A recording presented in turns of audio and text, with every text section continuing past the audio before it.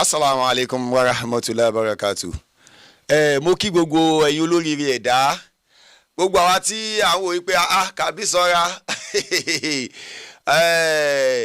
Lórí ọ̀rọ̀ Imam Agba Ile Ogbomoso, outcome báwo ní gbogbo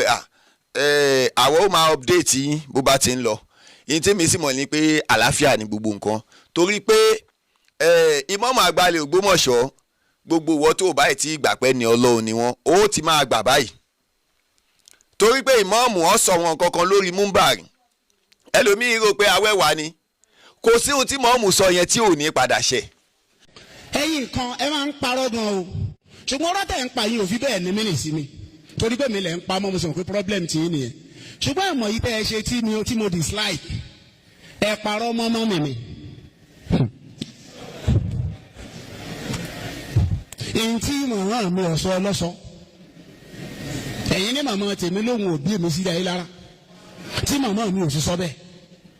gbogbo yejú ẹ̀yin àfa àtẹ kóra yín jọ tẹ́ ẹ wí bẹ́ẹ̀ á pàdé Ọlọ́run. ẹ lè máa parọ́ mọ́ èèyàn kẹwàá expect pé Ọlọ́run ọba ò ní dúró tẹ nìyẹn Ọlọ́run tó dúró tì wọ́n òun náà ló ń jẹ́ kí gbogbo àwọn àṣírí kọ̀kọ̀ tó ń tú lẹ́nu ọjọ́ mẹ́ta tí wọ́n á ń tú. wá àtúnṣe nílùú Ògbómọ̀ṣọ́ tí ẹ ò mọ bó ṣe kẹ́ ṣe ni most especially Peter Ọlálẹ́yẹ you are also involved bí wọ́n ṣe ń bú mi àti wọ́n ṣe ń ṣe pẹ̀lú mi kò ṣẹ̀yìn Peter Ọlálẹ́yẹ bí àwọn mùsùlùmí ò ṣe rí ààfin wọ̀ kò ṣẹ̀yìn Peter Ọlálẹ́yẹ torí bẹ́ẹ̀ ni pé kó jẹ́ pé gbogbo ààfin yẹn pátápátá kó sọ wọ́n di kìrìsìtẹ́nì bí ṣe mọ̀ ṣe nìyẹn ó jẹ́ kan nínú ẹni tí ń ṣàkóbá fún yàgò ti kábíyèsí ó jẹ́ kan nínú ẹ̀ tí ń jẹ́ káwọn èèyàn máa fojú kojú wo kábíyèsí kábíyèsí ó fẹ́ràn mùsùlùmí ni kò fẹ́ràn mùsùlùmí ni ìwà tí ń wù láàrin àwọn mùsùlùmí ní ń jẹ́ kó jẹ́ káwọn èèyàn máa wọ bẹ́ẹ̀ ni pé kábíyèsí ọlọ́mbọ̀ wà ń bọ̀ sẹ́ni tí wọ́n bá fẹ́ sọ̀rọ̀ wọ́pọ̀ àti pé Peter Ọlálẹ́yẹ máa concentrate lé lórí ní confam ó lára rẹ̀ gbà láyà ara rẹ̀ ọkọ̀ ti tẹ̀mí Suberu Lobanika tọrọ ọmọ gbára rẹ ṣe gbà àwọn yòókù tẹ bá ti jọ sọ ẹjọ lọ rí pàdé ńlẹ ọtí ẹjọ lọ rí mutí ẹ lọ rí pàdé ńlẹ ọtí ẹ lọ rí fún wọn lówó ẹjọ mutí wọn dẹ mọ sọ pé táwọn sọ ni tí wọn ṣe ni àwọn náà ló padà tó tó àṣírí ara wọn lójú rẹ wọn ti sọ pé táwọn fẹ́ ṣe ni tó sì ń bú kábíyèsí tó sì ń yẹ̀yẹ́ kábíyèsí tó sì pera rẹ bí tó ń dúró pera ní press secretary kábíyèsí mo ti lóyún rẹ nínú 2026 crossover rẹ fún 2026 wàláì tó bá sùn tó bá lálàá tó bá jí báyìí Suberu Lobanika tí Musa bá lọ ló tó sinmi ìwọ gan fúnra rẹ Peter Ọlálẹ́yẹ tí Musa bá lọ tí àwọn bloggers yẹn tó bá há sọ́wọ́ ló tó sinmi torí wọ gẹ́gẹ́ ló ń lówó against ìlú òun lówó against àwọn mùsùlùmí ni àwọn mùsùlùmí gẹ́gẹ́ ni wọ́n gbogbo tì kò sí tọ́kẹ́ pẹ̀lú pé Musa ṣe kíní kẹ́kọ̀ọ́ kàn án bí ṣe ń ṣe ẹ́ gán tẹ́wọ́ lọ́rùn torí pé ìnira tó wà láàrin àwọn mùsùlùmí yẹn ó tẹ́ ọlọ́run àwọn tí wọn mọ̀ ní wọn mọ̀ àwọn tó ń sáré tẹ̀lé ẹ tó ń lọ gàgàgà tó ń súnmọ́ kálẹ̀ káàkiri àwọn ni wọ́n ń ṣe àwọn ráwọn èèyàn rẹ̀ wọ́n fi blackmail àwọn mùsùlùmí lábẹ́nú akàdákẹ́ àwọn ń wẹ̀rí náà because we really don't want to hit the politics ẹ jẹ́ ká máa wò pẹ̀lú gọlọ yóò change ká máa wò nǹkan tó wá ṣe yóò bọ́ sórí ilé yóò lórí ilé wọn yóò lè láàrin àwọn mùsùlùmí yóò withdraw kí nǹkan mùsùlùmí mélòó ló ti bá wọn àtẹ́ǹdì rí l'Ógbómọ̀ṣọ́. mo sọ níjọ́ níyì níjọ́ tí wọ́n pè pàdé mítìnì pé ókè o kí gbogbo àwọn blogger pátápátá kí wọ́n ṣe mítìnì lórí pé bí social media ṣe máa nísinmi kọ́lọ́ kó ṣàánú wa. mo wá sọ níjọ́ yẹn mo sọ nínú program tí mo ṣe last ní ẹni tó bá follow mi mo ní ọ̀rọ̀ blogger kọ́ ni ọ̀rọ̀ tó wà ńlẹ̀ yìí kàbí sọ́ra àwa ò kì í ṣe aláburú èèyàn bí àtúnṣe ṣe fẹ́ wá ìlọsíwájú làwa ń wá gbogbo wọn tó wá ń sọ pé kí ló kàn ẹ́ ṣe rí àwọn ọ̀rọ̀ kí ló kàn ẹ́ yẹn àwọn ọ̀rọ̀ tí èmi rò pé ẹni tí ò lajú tó àtẹni tí ò ní làákàyè tó ló máa ń sọ pé kí ló kàn ẹ́ nínú ọ̀rọ̀ kan ọ̀rọ̀ tó bá ti wá sórí social media ó ti kan gbogbo ayé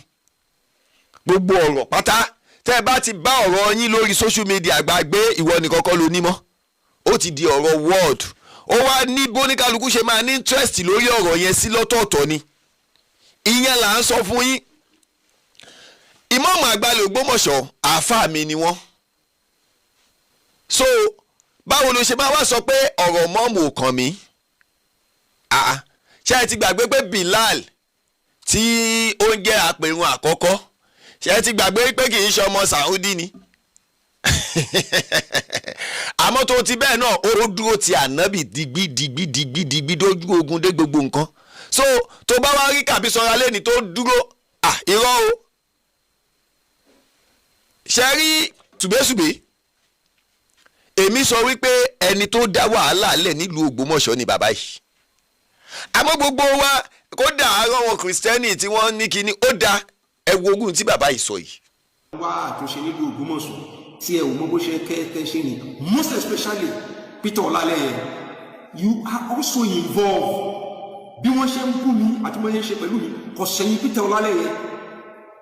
Bí àwọn mùsùlùmí ò ṣe rí ààfin wọ̀ kò ṣẹ̀yìn Peter Ọlálẹ́yẹ. Torí bẹ́ẹ̀ ni pé kó jẹ́ pé gbogbo ààfin yẹn pátápátá kó sọ wọ́n di kìrìsìtẹ́nì. Bí ṣe mọ̀ ṣe nìyẹn ó jẹ́ kan nínú ẹni tí ń ṣàkóbá fún yàgò ti kábíyèsí. Ó jẹ́ kan nínú ẹ̀ tí ń jẹ́ káwọn èèyàn máa fojú kojú wo kábíyèsí. Kábíyèsí ò fẹ́ràn mùsùlùmí ni kò fẹ́ràn mùsùlùmí ni ìwà tí ń wù láwọn mùsùlùmí láàrin àwọn mùsùlùmí ní ń jẹ́ kó jẹ́ káwọn èèyàn máa wọ bẹ́ẹ̀ ni pé kábíyèsí ọlọ́mbọ̀ wa ń bọ̀ sẹ́ni tí wọ́n bá fẹ́ sọ̀rọ̀ wọ́pọ̀ àgbẹ̀ pé Peter Ọlálẹ́yẹ máa concentrate lé lórí ní confam ó lára rẹ̀ gbà láyé ara rẹ̀ ọkọ̀ ti tẹ̀mí Suberu Lobanika. Ṣé ọ̀rọ̀ onílàákàyè rèé? Mo tẹ̀ rí táwọn kan ní àwa mùsùlùmí ọ̀rọ̀ tí bàbá Suberu sọ yìí ó yẹ ká dìde lórí àwa mùsùlùmí tó bá dìde lórí ọ̀rọ̀ yìí mùsùlùmí yóò mọ ohun tó ń ṣe ni. Mùsùlùmí tó bá gbọ́ pé wọ́n ní Reverend Peter ní kinní kan tó wá ń dìde lórí ẹ̀ yóò mọ ohun tó ń ṣe ni. Sùbẹ́sùbẹ́ kì í ṣẹni tí ń sọ òótọ́ ọ̀rọ̀ láti ilẹ̀. Ṣé mo yẹ wàhálà tí Sùbẹ́sùbẹ́ ti dálẹ̀ nílùú yìí?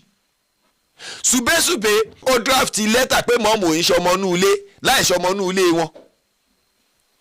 Sùbẹ́sùbẹ́ òun náà ló ní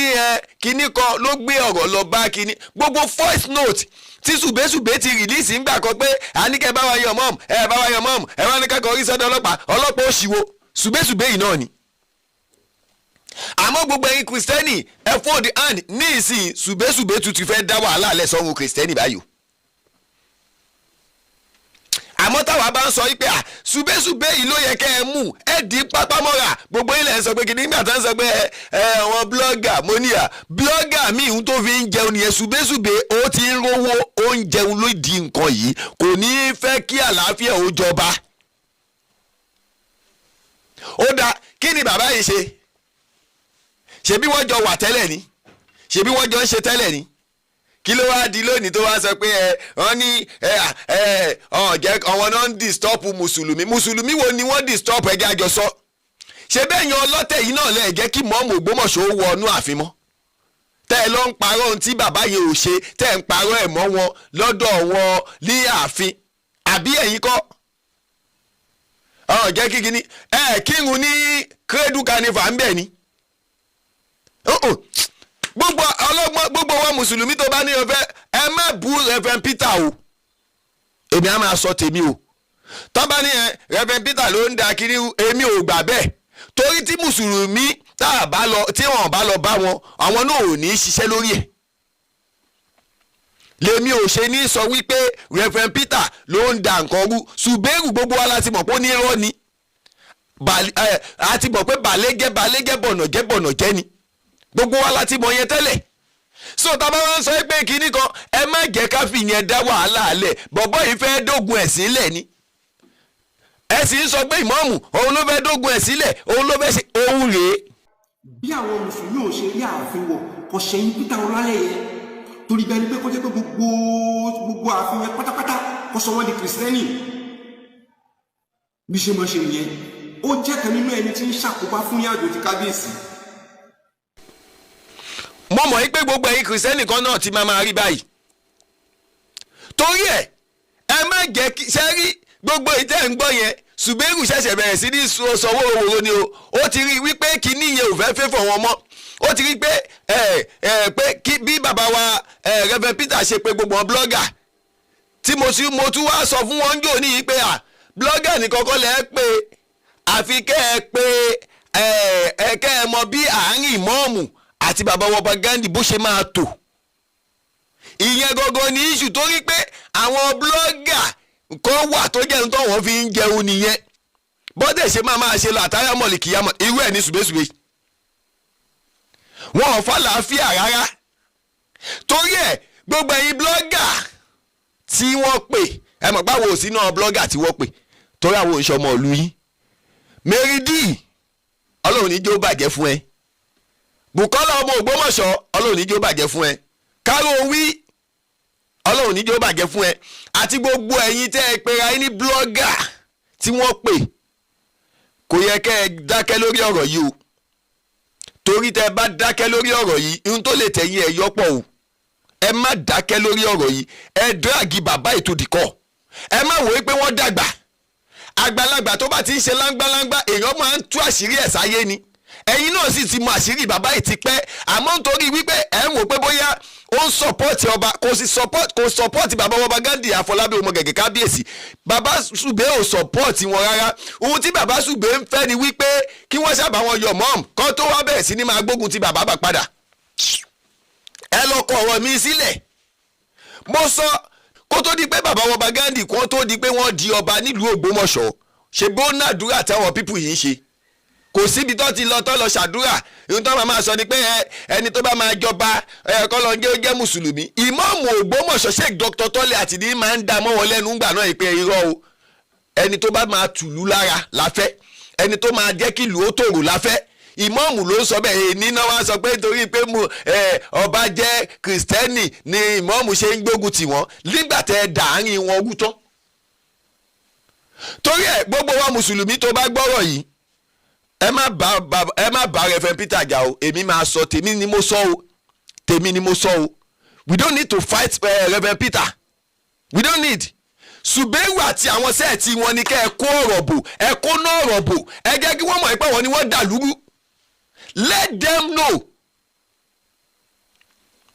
but ká bá ń sọ pé à ń drag ẹnìkan ni irọ́ burúkú irọ́ náà ń pa ìgbà tí wọ́n ti ń lọ sáàfin tó ń jẹ́ kó wọlé ńkọ́ taná sọ fún kírẹ́dù carnival wọ́n ṣe kírẹ́ẹ̀tì jímọ̀ fún wọn wọ́n kírun jímọ̀ ń bẹ́ẹ̀ ṣé wọn ò sì lọ jímọ̀ wọn ò sì lọ sí lọ ṣàdúrà ní jímọ̀ tó kọjá yìí ṣe bọ́ sì lọ bẹ̀ ó dá àwọn mùsùlùmí wo ni wọn wá jẹ́ kó wọlé ṣé wọn ìmọ̀ọ́mù la fẹ́ sọ pé Suberu ń ṣáìdì ni torí ẹ̀ ìwọ tó bá fẹ́ sọ̀rọ̀ fi làákàyè sọ̀rọ̀ gbogbo ẹ̀yin blogger ẹ jáde àsìkò yìí làá mọ̀ bóyá lóòótọ́ àlàáfíà lẹ̀ ń wá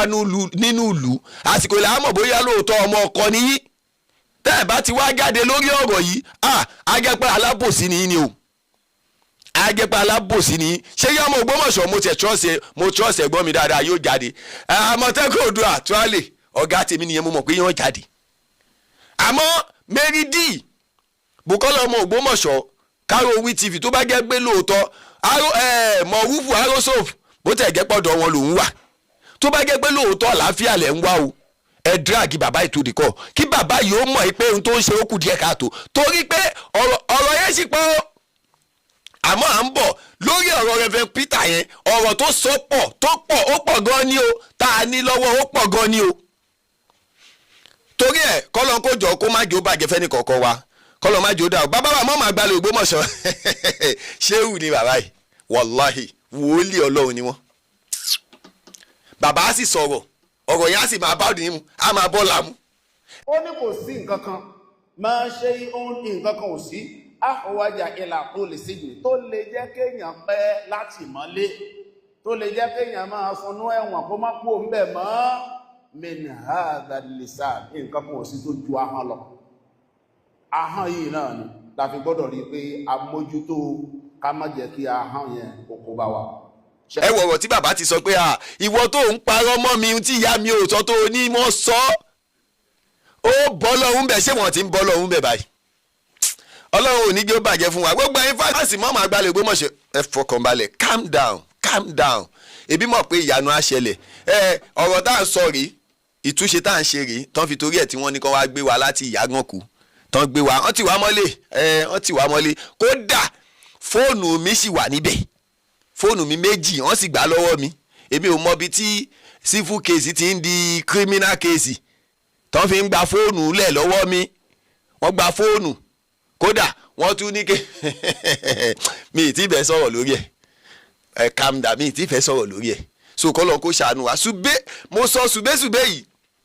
bàbá yìí fẹ́ dàlú irú ni wàláì bàbá yìí fẹ́ bàlú ìjẹ́ ni kódà Ridwan ọ̀rọ̀ tèmi àti Ridwan sọ mo sì máa padà post ẹ̀ èmi rò pé bóyá ó máa post ẹ̀ ni mo dẹ̀ rí pé kò post ẹ̀ mọ̀ ń yí padà post ẹ̀ ẹ wàá gbọ́ ohun tí Ridwan sọ ló nígbà tí mo sọ fún un pé Suberu Lobanika dìídì sọ pé òun máa pa mí ni òun á make sure pé òun pa mí Ridwan ó sọ nínú voice yẹn nígbà tó èèyàn bá òun sọ wé òun á fọwọ́ òfin gbé òun á sì make sure pé wọ́n tì mọ́lé òun rán lẹ́wọ̀n Suberu sọ bẹ́ẹ̀ náà wọ́n ti wá kán wá gbé wa kán ti wá mọ́lé Suberu àti gbogbo sẹ́ẹ̀tì tẹ̀ ń fojoojúmọ́ dúnkokò kú mọ́ wa ń kọ́ kí ni kán ṣe fún yín so kọ́lọ́ kó jọ kó ṣàánú wa kó dúró tì wá ẹ má jẹ́ gbogbo ẹ̀yin mùsùlùmí ẹ má gọ sẹ́yìn abẹ́rẹ́ lọ́dọ̀ Suberu o ẹ má yẹ kí Suberu ó gbé yín gógó o irọ́ ni Suberu ń pa o tó bá tẹ̀ jó òótọ́ àwọn bàbá náà ni wọ́n kọ jáde fún ara wọn pé òótọ́ ni sórí ìta gbọ́ yẹn ó lè dọ̀la lísì kí Suberu ní gbogbo ètò òsọ irọ́ lòún pa o so ẹ má torí ẹ̀ kẹ́ dragi Reverend Peter o ẹ má torí ẹ̀ kẹ́ ní ẹ fẹ́ dragi wọn o ẹ fi Reverend Peter lẹ̀ àwọn náà ni wọ́n dáná ọ̀tẹ̀ Suberu tó dáná ọ̀tẹ̀ náà ló tún bóun náà ti ń tó àṣírí iná ọ̀tẹ̀ tó dá nígbà tí bàbá wa dìkìrú láì tí wọ́n ń sọ pé àwọn jọ pétépéró ọ̀tẹ̀ yẹn ni ṣebí gbogbo àlà ń bú wọn pé irọ́ náà ń pa kíní kan ni ṣebí òun ni. Imam Agba Ile Ogbomoso Sheikh Dr. Toliat ẹ fọkànbalẹ̀ nǹkan ò ní ṣàlàáfíà yín wàláhì tàlà ìsúnmọ́bìlà wòlíì ọlọ́run ní ọlọ́run sì ní já yín bọ́ ọlọ́run ní jẹ́ ṣubú bàbá wọn bá Gandhi Àfọlábí ọmọ gẹ̀gẹ̀ kábíyèsí ọlọ́run yóò kọ́ yín mọ̀ ọ́ ṣe ọlọ́run yóò kọ́ yín mọ̀ ọ́ ṣe ọlọ́run yóò kọ́ yín mọ̀ ọ́ ṣe gbogbo àwa náà tá a jẹ́ sọ̀pọ́tà tọ̀tún tòsì tó jẹ́ pé lóòótọ́ là ń fà láfíà núùlù àsìkò yìí ló yẹ ká wá bẹ̀rẹ̀ sí ní gbógun ti àwọn tá a bá rí i pé wọ́n fẹ́ dá omi àlàáfíà láàmú láfta tí wọ́n ti bá wọn ṣe mítìnì ṣó yẹ ká rí ọ̀rọ̀ kù tó pọ̀ kó tún sì máa póòsì aburú nípa Ìmáàmù Ògbómọ̀ṣọ́ ní Friday yìí ó sì póòsì ọ̀rọ̀ tó ní ìmáàmù olóró alápáṣápá ó ṣe kinní kan ó ṣe kinní kan all this thing torí wípé kí ni wọ́n ṣe à ń fẹ́ kí ìmáàmù ó ṣubú ìmáàmù ò sì lè ṣubú ẹ̀yin lẹ́ padà ṣubú wọ́n ṣe à ń fẹ́ kí ìmáàmù kí bàbá wọba Gandhi kọ́ bá wọn yọ ìmáàmù bàbá wọba Gandhi ò sì ní yọ ìmáàmù torí pé bàbá wọba Gandhi ń fẹ́ àlàáfíà núùlù ìmáàmù náà ò sì ní í bẹ lọ́hùn kí bàbá ọba Gandhi kan jábọ́ torí ọ̀hún náà ń fàlàáfíà núùlù ẹ̀yin pípù ilẹ̀ ń dà lúrú ọlọ́run á sì máa táṣìírí yín fáyé ọlọ́run yóò máa táṣìírí yín fáyé ọlọ́run yóò máa táṣìírí yín fáyé ọlọ́lá haúlá wàlá kúwàtá ìlàbẹ̀là àlìyèlà àṣẹ kábísọ́ra 2026 yìí no grief for anybody tó bá wo epo jẹba kan you will know that you are nothing except Almighty Allah. Salaam alaikum.